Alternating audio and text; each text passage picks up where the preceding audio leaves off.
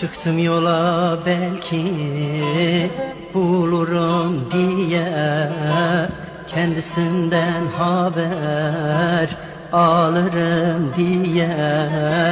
Düşüp kollarına kalırım diye, uğradın zarara dedi otelci, dedi otelci.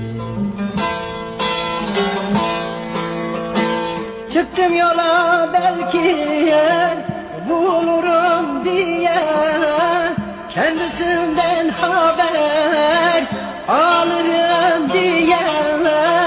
Düşüp kollarına kalırım diye, uğradın zarara dedi otelci.